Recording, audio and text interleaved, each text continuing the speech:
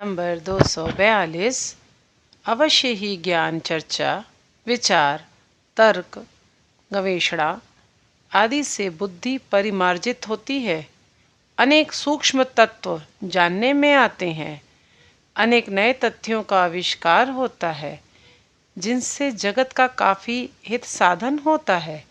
और वही सब विद्या और ज्ञान स्वार्थी और यह काल सर्वस्व लोगों या जाति विशेष के हाथ में पड़कर जगत की अशेष दुर्दशा और जनहत्या के भी कारण बनते हैं।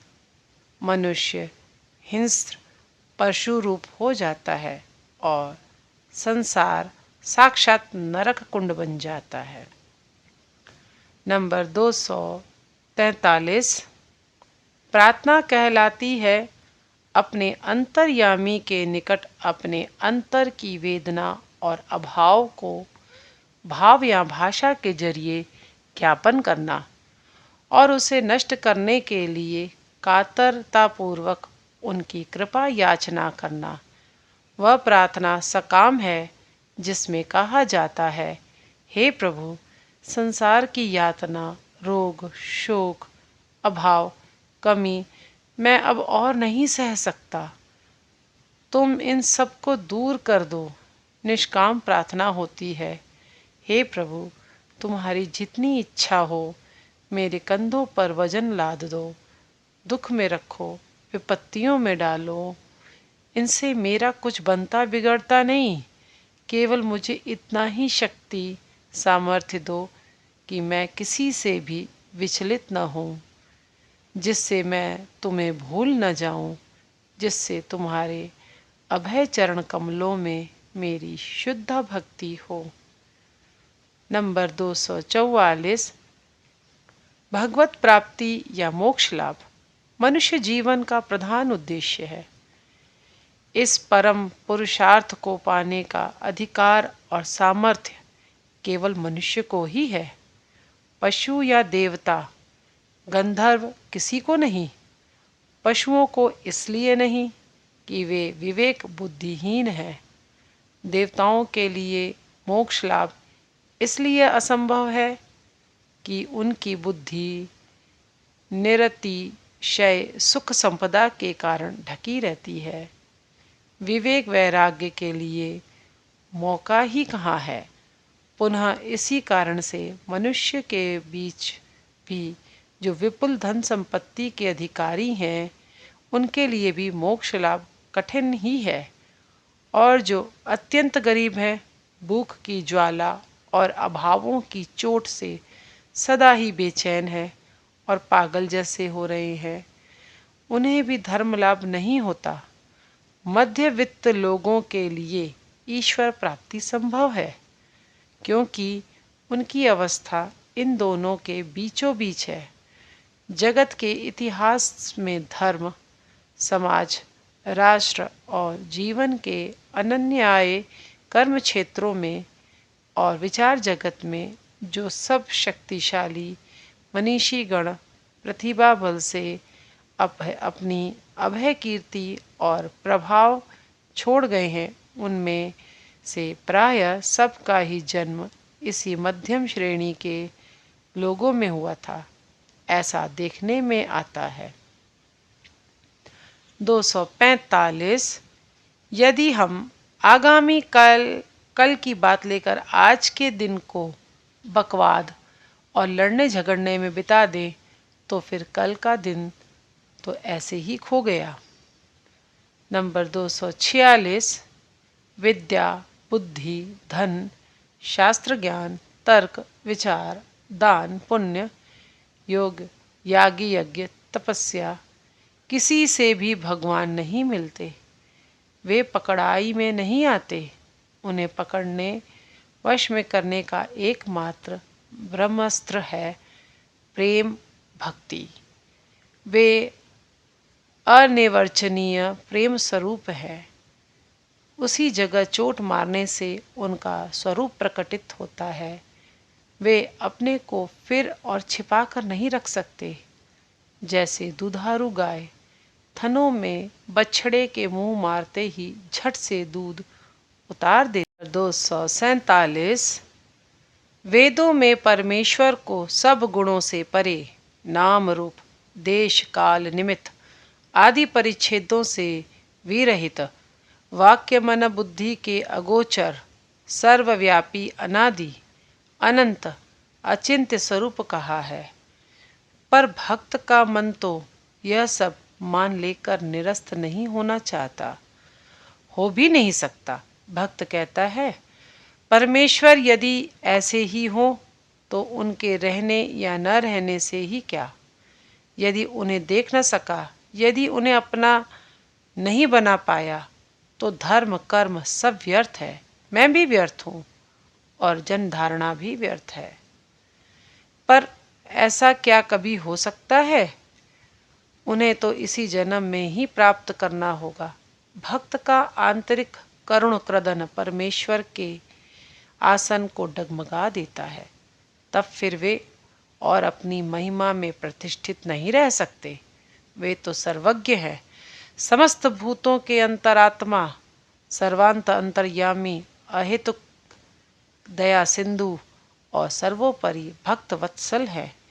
इसलिए वे भक्त की मनोकामना पूर्ण करने के लिए अपने असली स्वरूप को छिपाकर उसके द्वारा आकांक्षित रूप से हृदय मंदिर में दर्शन देकर उसको कृतार्थ करते हैं, और जीव जिससे उनके स्वरूप को सहज में हृदयागमन कर सके, इसलिए वे कभी कभी नर देह धारण कर अवतीर्ण होते हैं। तब पापी तापी तक उनकी कृपा से बिना साधन भजन के भी तर जाते हैं। नंबर 248 भगवान साधक पर कृपा करके और उसकी आराधना की सुविधा के लिए रूप धारण करते हैं। उनको गुणातीत अचिंत्य स्वरूप से अथवा केवल समस्त ऐश्वरिक गुणों के समिष्ट रूप से धारणा में लाना संभव नहीं है। अनेक समय हम शिव को गढ़ने जाकर बंदर गढ़ बैठते हैं। हम जब तक मनुष्य हैं तब तक हमारी देह बुद्धि है या द्वैत भाव है, तब तक ईश्वर को एक अनंत ईश्वरीय गुणभूषित आदर्श मनुष्य रूप में चिंतन करने के अलावा हमारे पास अन्य उपाय नहीं है। नंबर 249 निराकार रूप से परमेश्वर का चिंतन करने की कोशिश करने से हम बहुत हुआ तो विराट आकाश या असीम समुद्र की कल्पना कर पाते हैं। प्रथम अवस्था में निराकार ध्यान के प्रयत्न में हम शून्य का ही ध्यान कर सकते हैं। उसमें अन्य कुछ तो आरोपित हो ही नहीं सकता। अंधकार में पत्थर फेंकने के समान ही तो है, और क्या। निराकार पिता या निराकार माता का ध्यान कष्ट की कल्पना है, एक अर्थ शून्य बात की बात मात्र। निराकार ध्यान में हम आध्यात्मिक उन्नति के पथ पर कोई विशेष आगे नहीं बढ़ सकते, क्योंकि वह नीरस और अवलंबन रहित है। सर्वरूपातीत निराकार ब्रह्म का ध्यान करने के अधिकारी हैं एकमात्र देह ज्ञान शून्य मुक्त परमहंस, जो सर्वभूतों में ईश्वर को देखते हैं। नंबर 250 भगवान श्री कृष्ण ने गीता में कहा है, साधुओं की रक्षा, दुर्जनों के विनाश और क्षयोन्मुख धर्म की स्थापना के लिए मैं युग युग में जन्म ग्रहण करता हूँ। किंतु यह तो सब है बाहरी। आगे कहिए और भी। ईश्वर तो सर्वशक्तिमान है। वे मनुष्य शरीर धारण करने का अनंत कष्ट सहन न करके भी तो यह सब इच्छा मात्र से ही संपादित कर सकते थे। उनके अवतार तत्व के संबंध में केवल इसी को श्रेष्ठ प्रमाण मानकर ग्रहण नहीं किया जा सकता। धर्मद्वेषी अत्याचारी कंस और शिशुपाल का उन्होंने वध किया था। केवल इतने से ही उन्हें ईश्वर का अवतार नहीं कहा जा सकता। संसार के इतिहास में ऐसी अनेक घटनाएं पाई जाती हैं जहां उस तरह के अत्याचारी राजाओं की हत्या करके प्रजा के दुख प्रशमित किए गए हैं। अलौकिक घटनाएं भी योग सिद्ध महापुरुषों के जीवन में अनेक देखी गई हैं। उनके लिए कुछ भी असाध्य नहीं। श्री कृष्ण का अवतारत्व उनके मथुरा या द्वारका के राजा रूप से या कुरुक्षेत्र में पांडवों के सहायक रूप से उनकी कार्यावली द्वारा भी प्रमाणित नहीं होता। यह सब करते समय उन्हें अनेक बार कूटनीति का आश्रय लेना पड़ा था। उनके ये सब अद्भुत कार्य अवश्य ही हम लोगों में प्रगाढ़ श्रद्धा और विस्मय उत्पादन करते थे और उनकी बहुमुखी प्रतिभा का परिचय देते हैं, पर ये सब समय उपयोगी कार्य मात्र है। उनका सुदूरव्यापी कोई स्थायी प्रभाव मानव जीवन पर नहीं देखा जाता।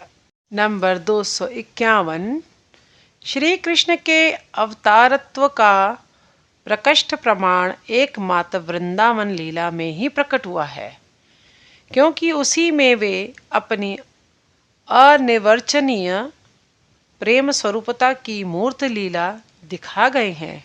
शुद्ध भक्ति और प्रेम से भगवान कितने भक्त अधीन हो जाते हैं, वे भक्त को कितना अधिक अपना कर ले सकते हैं, यह सबसे अधिक उनकी वृंदावन लीला में ही समझ में आता है। जिस प्रेम की धारणा करना हम लोगों की बुद्धि के लिए अगोचर है, जिसके आकर्षण से ब्रज गोपियाँ यमुना पुलिन में उनकी वंशी सुनकर लज्जा भय कुलमान सबको तुच्छ गिनकर उन्मत्त होकर उनके दर्शन और संग लाभ के लिए छूट पड़ती थी और उन्हें मिलकर अहम ज्ञान और देह भान भी भूलकर उनमें तन्मय हो जाती थी। उसी प्रेम की पराकाष्ठा को वे उस लीला के द्वारा संसार को दिखा गए हैं, जो भगवान को छोड़कर मनुष्य के लिए कदापि भी संभव नहीं। उस अपूर्व नित्य लीला का मधुर आध्यात्मिक प्रभाव युग युगांतरों में से होता हुआ असंख्य नर नारियों के हृदयों को आकर्षित करता आ रहा है। उनकी इष्ट ज्ञान से उपासना के जरिए उनके जी को शांति और आनंद देता आ रहा है और उसने उन्हें मोक्ष का अधिकारी बनाया है। उसी प्रेम के भाव को पुनः उज्जीवित करने के लिए महाप्रभु चैतन्य देव अनेक युगों के बाद अवतार ग्रहण करके आए थे और श्री राधा के साथ श्री कृष्ण की उस कामगंध रहित मधुर लीला में महाभाव से अपने अस्तित्व बोध तक को भूलकर संसार को शुद्ध भक्ति शुद्ध प्रेम बांट गए हैं। उस दिन हमने भगवान श्री राम कृष्ण के जीवन में देखा पाए वे राधा कृष्ण के मधुर भाव संबंधी गायन गाते अथवा बात कहते हुए महाभाव में ऐसे आत्मविस्मृत हो जाते कि उनके अंग पर श्री राधा और श्री चैतन्य के अष्ट सात्विक भावों के सब लक्षण प्रकाशित हो उठते। नंबर 252। जिसके पास जो है उसी का वह त्याग कर सकता है, जो है ही नहीं उसका और क्या ही त्याग। किसी वस्तु का वर्जन करने के लिए पहले उसका अर्जन होना चाहिए। उसके दायित्व से बचने की चेष्टा नहीं चलेगी। उड़कर गिरे भाड़ से लाही गोविंदाय नमो नमः। इस तरह से भगवान को लाही की मान्यता देने से कुछ नहीं होगा। शास्त्र भोग करने का निषेध नहीं करते, कहते हैं त्याग के द्वारा भोग करो, अर्थात ममता और आसक्ति त्याग करके भोग करो। जगत की समस्त वस्तुएं ही ईश्वर द्वारा परिव्याप्त हैं, वे प्रत्येक वस्तु में अनुसुयुक्त है, सब ही उनका है। ऐसा समझकर अहम मम भाव त्याग करके सब काम करो। सब कुछ भोग करो, अन्यथा भोग दुर्भोग में परिणत हो जाएंगे। इस तरह से भोग करने पर योग अपने से ही आएगा और आप रूप ही हो जाएगा। नंबर 253, इष्ट वस्तु का स्मरण मनन करना अर्थात उनके साथ अपने मन का संयोग स्थापित करना। यह विचारधारा जितनी प्रगाढ़ और लगातार होगी, चित्त विक्षेपकारी वृत्तियां उतनी ही शांत होंगी, उतना ही यह संयोग तैलधारा के समान अविच्छिन्न होगा। इसे ही ध्यान कहते हैं। यही ध्यान और भी प्रगाढ़ होने पर ध्येय वस्तु के साथ मन का एकीकरण हो जाता है, वह तदाकार हो जाता है। इस अवस्था को समाधि कहते हैं।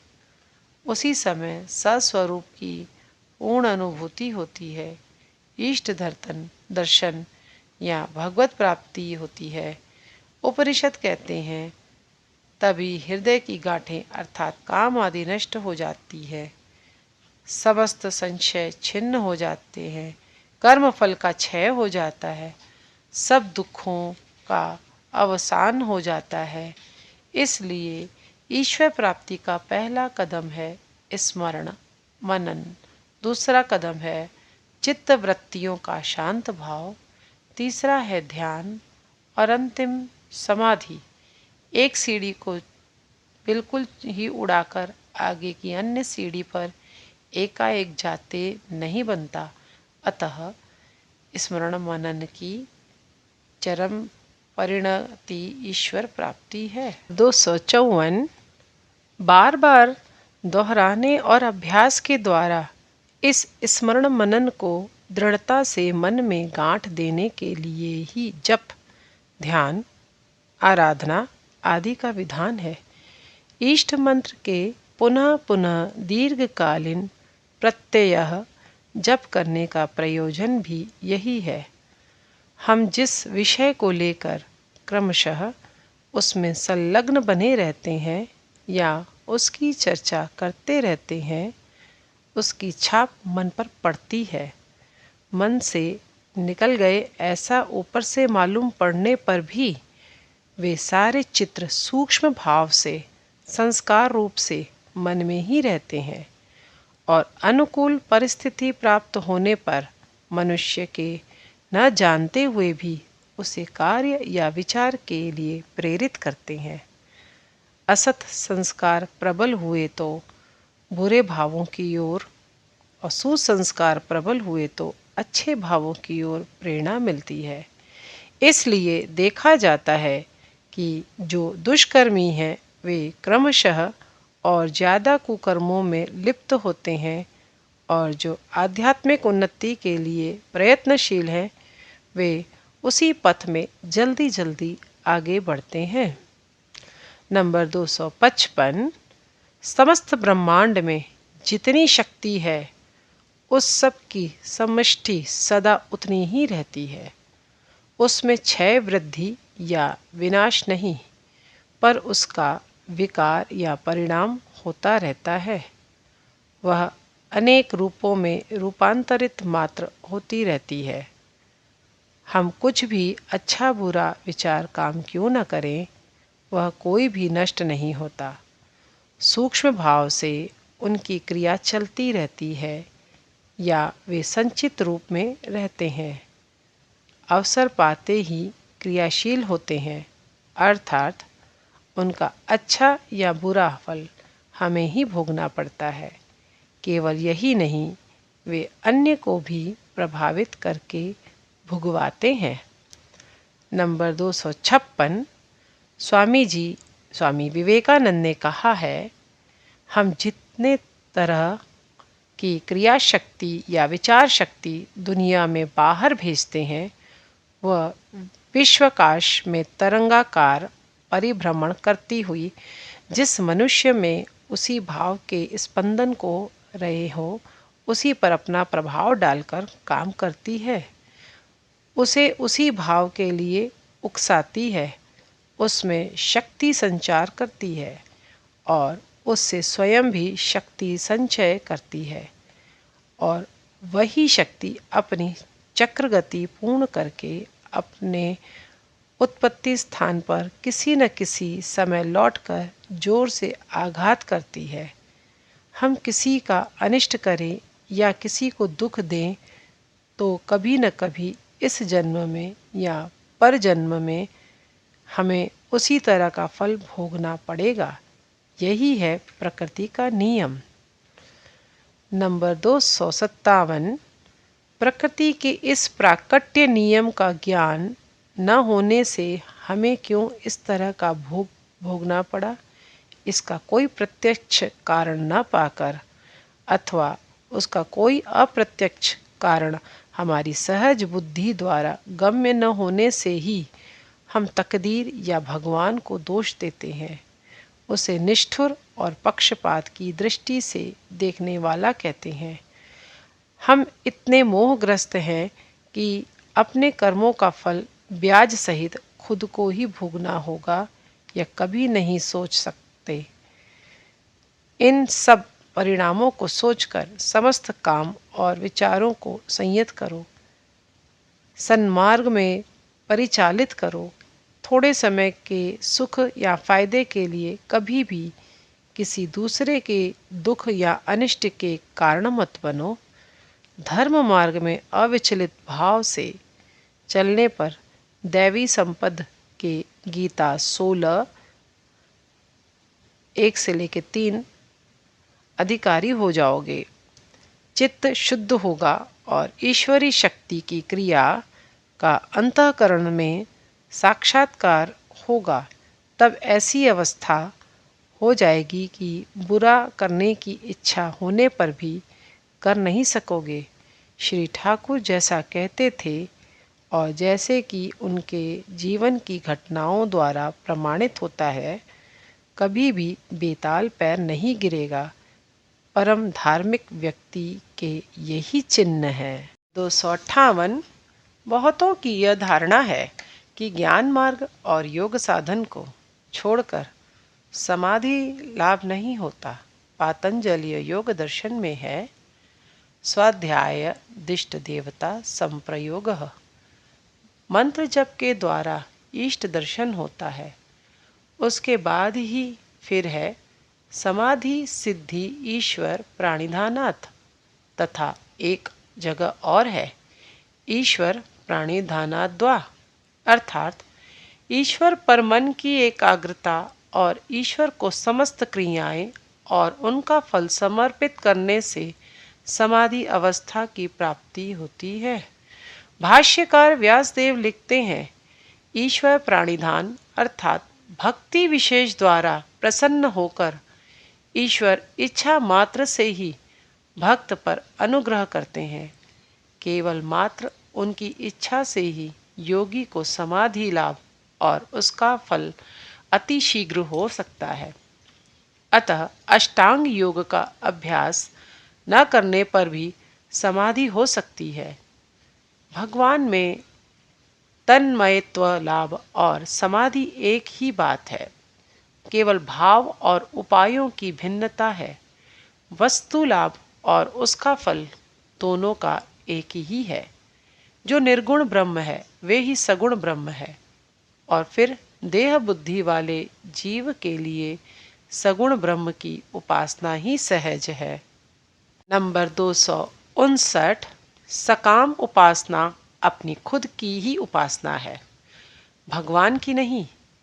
आधि व्याधि आपद विपद अभाव दुख भय चिंता शोक, इन सब के हाथ से त्राण पाने के लिए भगवान की पुकार अपने ही भोग और संतोष के लिए है, खुद ही की सुख सुविधा मात्र के लिए है। स्नान दान पर्व पूजन व्रत उपवास याग यज्ञ शांति स्वसतयनन तीर्थाटन साधु सेवा चंडी पाठ, सकाम भाव से इस सब के अनुष्ठान का उद्देश्य है पाप क्षय और पुण्य संचय। पाप क्षय अर्थात कृत पाप कर्मों का कुफल जो नरक भोग या दुख भोग है, उससे जिस तरह सहज ही बचा जा सके उसके निमित्त पाप वृत्ति के क्षय के लिए नहीं। पुण्य संचय का उद्देश्य है इस जीवन में आत्मीय पुत्र परिवार आदि के साथ सुख स्वच्छंदता से रहना और परकाल में स्वर्ग में अक्षय सुख भोग।